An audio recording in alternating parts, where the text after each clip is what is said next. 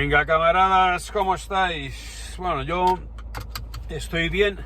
He venido a la imprenta a recoger la sexta edición ya, de Europa Nómada, que es, bueno, pues yo creo que uno de mis libros más demandados. Yo creo que el que más se lee, el más se vende, es siempre Un Millón de Piedras, que es el primero, es Mi Viaje por África. Para mí es uno de los mejores, ¿no? Porque es el primero, ¿no? Pero yo creo que el mejor es La Vuelta al Mundo en Moto, por extensión, 640 páginas, por la aventura que supone año y medio viajando por el mundo, 50.000 kilómetros en solitario, varios continentes, lo que es la Vuelta al Mundo en Moto. O sea, no son anécdotas de distintos viajes, ¿no? Es un solo viaje siguiendo las huellas de los exploradores españoles por 4 continentes, porque a Oceanía no fui. Pero, hombre, Un Millón de Piedras son 14.000 kilómetros de un tío que es la primera vez que viaja en moto por África, mi primera vez en África, pues 14 países africanos con una moto vieja, una R80 GS del año 92, en fin, no, pues todas las cosas que me pasaron fueron muy surrealistas y muy flipantes, y yo creo que por eso ese libro llamó tanto la atención y es un clásico, ya no, pero para mí es mejor La Vuelta al Mundo en Moto. Pero sin embargo, Europa Nómada es un libro que funciona muy bien, especialmente para aquellos que quieren preparar el viaje a Cabo Norte, que junto con el manual de aventura Berlán es, yo creo que la mejor. Se cuesta 35 pavos el pack, ¿no? Que es lo que te va a costar el primer depósito, y es que la información es súper útil, ¿no? Porque la información es poder. Es decir, es ese coste mínimo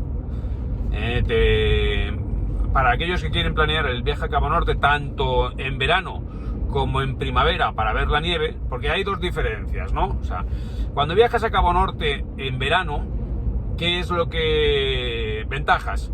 Pues que hace mejor tiempo, ¿no? Y se puede, prácticamente en el norte ya no se hace de noche, con lo cual puedes conducir muchas horas y ves los renos, porque los renos en invierno o en primavera, cuando hay nieve, no los ves. Los renos salen a pastar cuando no hay nieve. Entonces, los renos es una cosa, lo que pasa, el primer reno te hace mucha gracia, te paras a hacer una foto. Cuando ya has visto 500 renos, pues te da igual, ¿no? Lo ocurre un poco como con los fiordos. El primer fiordo flipas, cuando ya has cruzado 30 fiordos, estás de fiordos hasta los huevos, ¿no? Entonces yo ahí lo que recomiendo son las rutas que se tienen que seguir en función del tiempo que tengas, porque se va más rápido. Por donde más rápido se va es por Finlandia, pero es muy aburrido, porque es un túnel vegetal, ¿no? O sea, no ven nada más que bosque y lagos. Después, por donde se va más lento es por Noruega, porque son todos fiordos, y entonces hay muchos ferries, muchos puentes, muchos túneles, y los ferries son caros. Y un sitio que se va muy bien es Suecia, porque son colinitas, y entonces es muy bonito. No es todo un terreno llano como el de Finlandia, pero después, bueno, pues yo os explico los distintos ventajas e inconvenientes. En verano, el inconveniente más importante son los mosquitos, que todos dicen, los mosquitos, bueno, pues los mosquitos, tanto en todos los territorios del norte, ¿no? O sea, en Alaska, los mosquitos son depredadores. O sea, es una auténtica, no es una molestia, es digamos una dificultad grave. Pues en el norte, en Finlandia, el verano es muy corto, salen unos mosquitos que son capaces de atravesar la piel de los renos. O sea, imagínate lo que te hacen a ti. Entonces, bueno, estas son cosas que no se suelen explicar. Entonces yo explico perfectamente cuáles serían las etapas recomendadas para no darse una paliza. O sea, porque a mí hacerme 800 kilómetros un día, a mí no me apetece.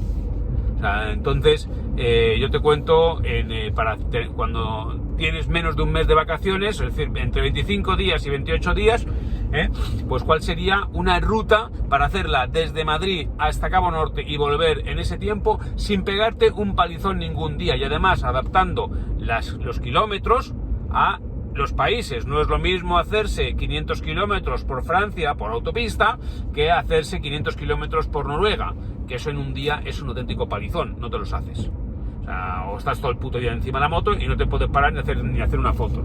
Y a mí eso sencillamente no me apetece. O sea, hay gente que dice, bueno, yo tengo 15 días, voy a hacer la machada y voy a pegarme palizas de 12 horas en la moto. Bueno, hay gente para todo, ¿no? Si no tienes otra opción, pues bueno, yo lo respeto, pero hay miles de trucos para no hacer eso. Y entonces, por ejemplo, en Europa Nómada están perfectamente contados, porque yo, por ejemplo, recorrí Europa solamente en fines de semana, dejando la moto aparcada en los aeropuertos. Entonces, son sistemas. Por ejemplo, ¿cómo te puedes ir bien a Cabo Norte? Pues haciéndote un viaje en fines de semana hasta Hamburgo, y dejando la moto aparcada para al final regresar con tus 15-20 días a Hamburgo y hacer solamente la península escandinava. Y en fines de semana haber hecho las etapas de ida y de vuelta para dejar la moto aparcada en el aeropuerto de Hamburgo. En fin, esas son cosas que yo voy explicando, sistemas, porque el libro Europa Nómada, que no es un solo libro, de ahí refundo los libros que yo publiqué y los que no publiqué, los que están inéditos en distintas etapas, ¿no? Por ejemplo, ahí está Europa Low Cost, que es el que yo cuento este sistema de recorrer Europa utilizando vuelos low cost y aparcando la moto en los aeropuertos, que a mí me permitió hacerme casi 14.000 kilómetros por Europa solamente en fines de semana.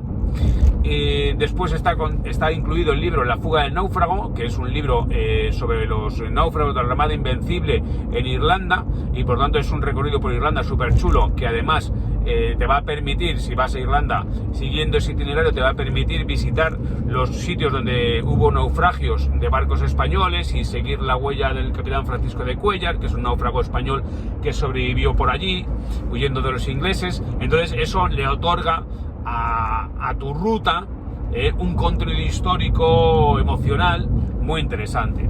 Después hay textos que no se habían publicado nunca, como es por ejemplo mi viaje a la isla de Man, o mi viaje por el Reino Unido, por Londres, hasta Londres, o el recorrido que hice por Gales. En fin, ahí están todos mis viajes europeos refundidos en un solo libro, y por eso es un libro que funciona muy bien, y ya llevamos la 6ª edición. Yo lo ha leído mucha gente ya, y es un valor seguro, porque es literatura de viajes. Yo no solamente cuento la ruta, sino yo explico cómo son los países, qué es lo que yo veo, cómo es la historia, cómo es la sociedad, cómo son mis reflexiones, mi transformación personal, pero al mismo tiempo también doy las claves para que tú puedas repetir esos itinerarios de forma, en fin, disfrutando de la moto, ¿no? Disfrutando del viaje. Entonces, no es una guía. Hay otras guías, hay guías publicadas, guías escritas, pero esto no es una guía, esto es un libro de viajes como todos los que escribo yo. E incluso el manual de aventura, que es un texto eminentemente práctico, pues tiene un estilo, un tono, las anécdotas de viajes que están dirigidas a también hacer pensar, no solamente a darte trucos o los trucos que yo he aprendido para viajar por el mundo, para viajar en moto, sino también están sobre todo, digamos, la filosofía del viaje en moto, del viaje de la aventura, del viaje a Berlán, cómo uno tiene que enfrentarse a las dificultades para superarlas, y cómo ese superar dificultades supone un crecimiento personal, porque al final lo que nosotros hacemos cuando viajamos es conocer el mundo, pero también conocernos a nosotros mismos. Lo más importante es el conocimiento interior, el saber cómo reaccionas tú bajo presión, porque a las personas se las conoce realmente cuando se las somete a presión. Si nosotros nos fijamos en los guiones, en las películas, vemos que a los personajes de protagonistas, al héroe, se le conoce porque se le está sometiendo a presión, y entonces cuando se le somete a presión a un personaje es cuando se sacan sus verdaderas reacciones, y cómo reacciona ante el miedo, cómo reacciona ante el peligro, cómo reacciona ante el hambre, ante la sed, ante la soledad. Pues eso es lo que el viaje de aventura nos proporciona, es decir, nos somete de una forma controlada a todas estas emociones vitales, y ahí vemos cómo somos por dentro, vemos qué es lo que sacamos de nuestro interior, qué es lo que hay bajo la, digamos, carcasa, bajo la piel de la cebolla, cuál es en nuestro corazón interno, ¿no? Lo verdaderamente que hay en nuestro interior. Y eso no lo puedes saber hasta que no te someten a presión. Entonces, cuando nos someten a presión es cuando vemos cuál es nuestra reacción, independientemente de nuestra posición económica, cultural, familiar, porque eso es lo interesante de un viaje de aventura, es que nos sacan de nuestro ámbito cultural, es decir, de nuestra posición social, y nos llevan a un sitio donde todas esas cosas les importan un carajo. Es decir, te llevan a África, o te llevan a Asia, o te llevan a América, y ahí pues lo que tú seas o tengas en España, o la reputación que tú tengas en España, allí nadie la conoce. Allí les da igual, allí lo que importa es cómo te relacionas tú inmediatamente con el paisano, cómo le tratas, cómo respondes a los estímulos, ¿no? Entonces eso es algo que yo descubrí cuando empecé a viajar, que a mí se me daba bien, que yo estaba hecho para eso, es decir, que reaccionaba bien ante la presión y que sobre todo me relacionaba bien con los paisanos, y que cuando había un problema o una actitud hostil, yo tomaba la decisión correcta. O sea, bien fuera huir, es decir, salir, coger la moto y pirarme si el sitio no me gustaba, bien fuera reaccionar, responder, ¿no? Pero siempre evitando, digamos, ponerme en peligro innecesario. Entonces, claro, yo lo explico en el libro Manual de Aventura, que esto se va adquiriendo, digamos, con el uso. Es imposible dar reglas generales que te vayan a servir para resolver de antemano todas las situaciones que se te pueden dar, ¿no? Hay una parte distintiva y hay otra parte de educativa. Es decir, una parte a base de insistir, de viajar, pues te vas aprendiendo a comportarte, y al mismo tiempo tienes que tener, es como lo de volar, ¿no? Se dice que los pilotos, o sea, hay quien nace para pilotar y quien no puede pilotar nunca. O sea, por mucho que vayas a una escuela, porque al final hay gente, también es como conducir en moto, hay gente que naturalmente sabe andar rápido, y hay gente que por mucho que se entrene nunca andará rápido en moto. Yo, por ejemplo, soy un mal piloto, no, y cada vez peor, porque yo cada vez voy más lento, voy mirando el mundo, voy mirando el paisaje, voy tranquilo, o sea, voy relajado. A mí me gusta ir en la moto relajado. Bueno, os tengo que dejar, que me están llamando. Nada, tíos, que me habían llamado por teléfono y tenía que coger la llamada, así que nada, ya estoy en casa. Y entonces, mira, voy precisamente a dedicar un par de libros para uno que quiere irse a Cabo Norte, ¿no? Europa Nómada, que ya va por la 6ª edición, y el Manual de Aventura de Orlandi, que ya va por la 5ª. Y pues el pack de 2 libros. Cada uno de estos libros son 20 pavos en una librería. O sea, y si lo compras en Amazon, salvo que tengas los envíos gratuitos, pues al final te cuestan 25, 26 pavos, ¿no? En cambio, si me los pides a mí, te los mando dedicados y son 35 euros los dos sin gastos de envío. O sea, que es que está súper bien. Y mira, soy yo mismo quien recibe los correos y dedica los libros.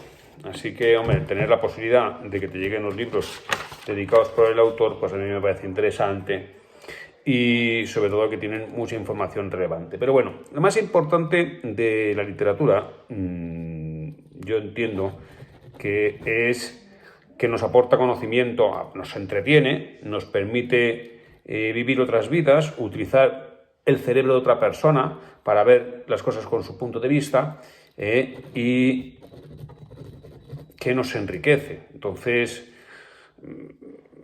no sé, quedarse en la superficie de los vídeos cuando existe la posibilidad de penetrar mucho más profundamente en el pensamiento y en las experiencias de otra persona cuyo relato nos gusta, porque si no, no estaríamos viendo esto, ¿no? Darle una oportunidad a estos libros o a otros, ¿no? A mí, por ejemplo, yo, no sé, el que más recomiendo es La Vuelta al Mundo en Moto, ¿no? O sea, que es que si solamente tuviera que quedarme con un libro, sería ese, porque es una obra ya de madurez. Es una obra de madurez porque está escrita, es el último libro que he escrito, pero sin embargo mi diario está escrito en el año 2012, cuando yo viajaba en solitario, hice la vuelta al mundo, antes de dedicarme a ser viajero, digamos, para la televisión y tener que me conociera más gente. Entonces podía ser mucho más libre a la hora de expresarme, porque al final, por eso tiene tanta espontaneidad Un Millón de Piedras, porque cuando yo escribí Un Millón de Piedras no me conocía nadie y ni siquiera imaginaba que un día me iba a poder conocer a alguien, ¿no? Con esto de los viajes en moto, porque entonces no había viajado, no tenía Facebook, ni Twitter, ni YouTube, ni nada, ¿no? Era un tío solo en una moto que contaba su experiencia por África, ¿no? Sin además tener ninguna referencia anterior, porque yo no conocía nada del mundo de los viajes en moto, no conocía foros, ni seguía... Vamos, no tenía ningún tipo de referencia, simplemente cogí mi moto y me piré, ¿no? Entonces, yo creo que eso fue lo que hizo el libro tan particular. Y La Vuelta al Mundo en Moto, pues mantiene esa línea, porque yo escribí mi diario para mí, según estaba haciendo mi viaje, mi gran experiencia personal, ¿no? Que era lo que yo había soñado. Desde que hice mi primer viaje por África, yo ya soñé con dar la vuelta al mundo en moto, y en cuanto pude y tuve el dinero ahorrado, pues lo pude hacer. Y entonces, pero era un viaje para mí. Lo que pasa es que después esos vídeos pues los vieron en televisión y ya me permitieron profesionalizarme, y entonces me han permitido dedicarme a algo que me parece muy divertido, que es contar historias. Y entonces, bueno, pues yo ahora viajo con un cámara, no porque a mí me guste viajar con un cámara, porque yo prefiero viajar solo, no porque son las exigencias que te requiere una televisión para poder emitir un programa. Es decir, los programas no pueden ser autofilmados, entonces tienen que ser filmados profesionalmente. Eso fue lo primero que me pidieron en televisión para poder hacer los programas. Entonces a mí, como me gusta contar historias y como me gusta que lleguen a más gente, y me gusta sobre todo que me paguen los documentales para poder seguir haciendo más viajes, pues entonces tienes que hacer los recorridos acompañados por un cámara. Pero La Vuelta al Mundo en Moto es un viaje completamente en solitario, igual que los libros que yo tengo que son de viajes en solitario son Un Millón de Piedras, La Emoción del Nómada, Europa Nómada, Nómada en Samarcanda y La Vuelta al Mundo en Moto. Y después libros que cuenten expediciones para hacer la serie de televisión, que entonces ya son expediciones donde cuento toda la intrahistoria de las relaciones internas del grupo y, en fin, cómo es dirigir un equipo, que es muy complicado y a mí me parece mucho más, digamos, mucha más aventura que viajar en solitario. Viajar en solitario es mucho más fácil que viajar dirigiendo un grupo del cual te tienes que hacer responsable, y además para producir un documental eso es complicadísimo. Pues eso, por ejemplo, está en Nómada en Sudamérica, que es la reedición del diario de un nómada, y en Operación Ararat.